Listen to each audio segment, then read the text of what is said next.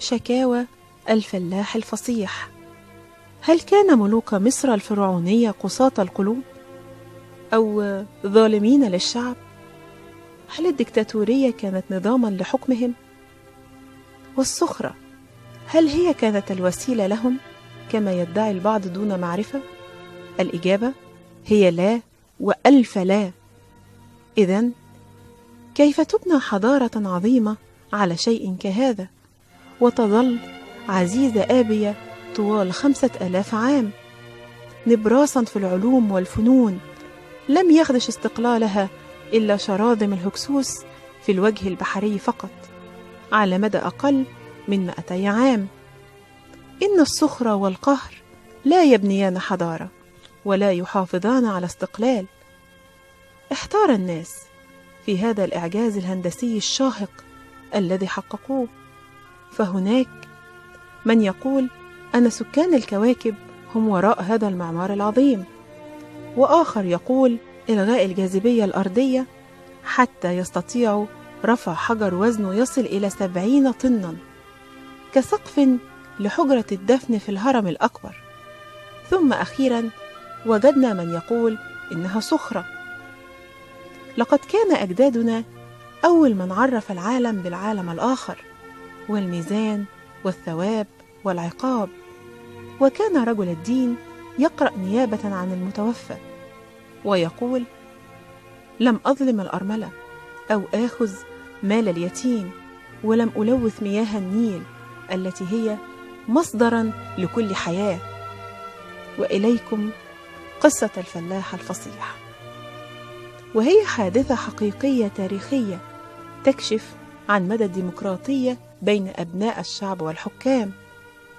هذا الفلاح الفصيح كان اسمه خونانوب، وكان من واحة الملح أي وادي النطرون حاليا، وقد كان تاجرا وليس فلاحا. نزل خونانوب إلى الوادي محملا بالغلال والملح والثمار، فاعترضه شقي وتحرش به واعتدى عليه وسرق حميره وأمواله. ذهب خونانوب إلى محافظ الإقليم رنسي بن ميرو وكتب له شكوى. أعجب المحافظ ببلاغتها فعرضها على الملك، فأصدر الملك نيب قوارع من الأسرة 12 أمرا للمحافظ بأن يتجاهل الشكوى حتى يكتب التاجر الفصيح شكاوي أكثر، ويستمتع الملك بقراءتها، على أن يراعي المحافظ بيت هذا المظلوم دون أن يشعره بذلك. فقد كانت 9 شكاوي، اقتطفنا منهم فقرات قصيرة. فقد جاء في الأولى: لأنك أب اليتيم وثوب الذي لا أم له، بدد بلائي وأقم العدل. الثانية: أنت الدفة فلا تنحرف، وأنت الميزان فلا تمل، أنت يا أعلم الناس هل تبقى جاهلا بأمري؟ وفي الثالثة: اتقي دنو الآخرة، لا تقل كذبا فأنت كبير، ولا تكن هينا فأنت عظيم. والرابعة: أنت عادل لا وجود لعدله، لقد وليت وجهك شطر الظالمين، فمن عسى أن يرد الضلال والفجور، لا تكن ظالما حتى لا تدور عليك الدوائر يوما ما. هذه هي المرة الرابعة التي أستجير بك، فهل أقضي في ذلك عمري؟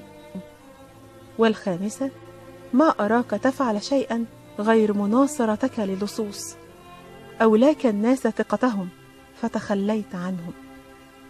والسادسة: إن حزني يحملني على الفراق ويدفعني إلى الرحيل، لا تتوانى في شكايتي، إنك تسير أمورك على عكس ما ينبغي.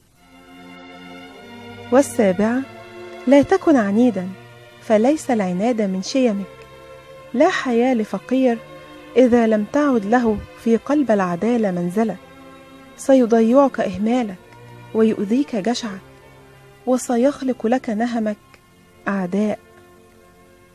والثامنة: إنك لا تبدي وجها رحيما، ولكن لا مفر لك من سماعي، لأنك لا ترع لي حقا. أما الشكوى التاسعة والأخيرة: لا تكن ثقيلا فما أنت بخفيف، ولا تكن بطيئا فما أنت بسريع، ولا تنهر من أتاك مستجيرا، اخرج من بطئك واقضي بالعدل.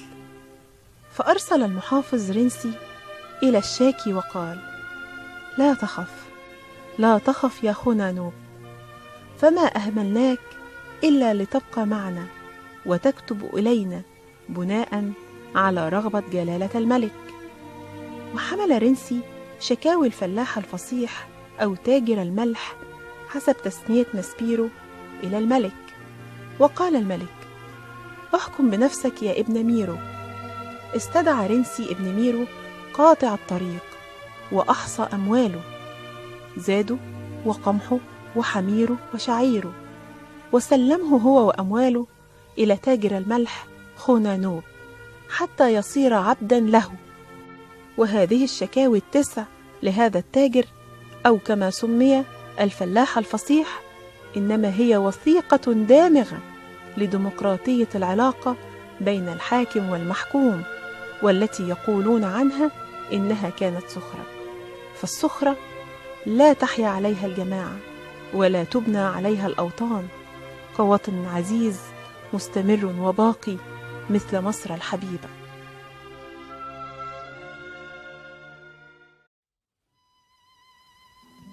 المصريون والزهور. في يوم من الأيام قلت لمانيتون المؤرخ المصري المولود في سمنود منذ أكثر من 2280 عاما قبل الميلاد: خبرني يا جدي، كيف كانت الزهور والحدائق عندكم؟ لشدة ما تصبو نفسي أن أعرف عنها الكثير.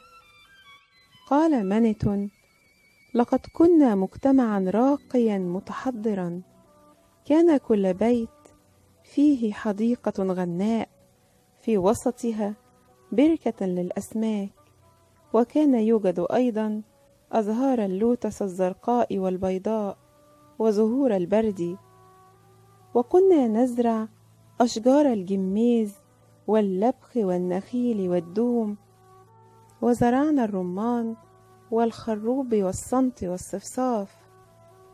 أما أشجار الظل التي كنا نزرعها فكانت مثل الزيزفون والنبق واللبلاب.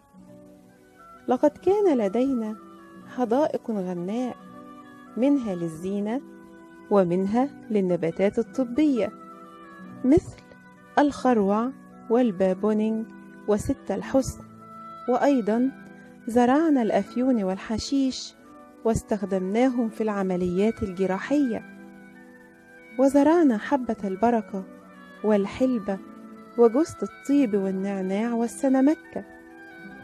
هل تعلم أن المصريون هم أول من تبادل الزهور في عيد الحب؟ لقد كنا نحتفل في أعيادنا بسعف النخيل والصمت، كما أيضا كنا نقدم زهرة لكل مدعو في الاحتفالات. أما أكاليل الزهور والباقات من الورد فكانت من اختصاص بستان القرابين في المعابد. لقد كان تمثال الإله آمون يزف وحوله أكاليل الزهور في أرجاء المعبد، كما كنا نضع باقات الورود مع المتوفى. وتجد مثالا لذلك 13 باقة من الأكاليل الزهرية في مقبرة الملك رمسيس الثاني. لقد كانت الزهور والقرابين هي ما نقدمه حتى يرضى عنا الإله.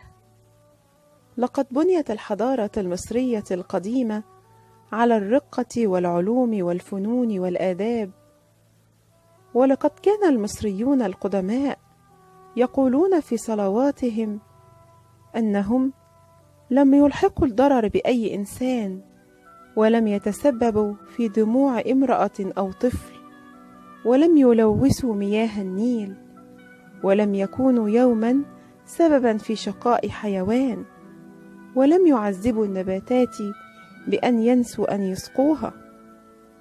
أي روعة هذه التي بنيت عليها الحضارة المصرية القديمة!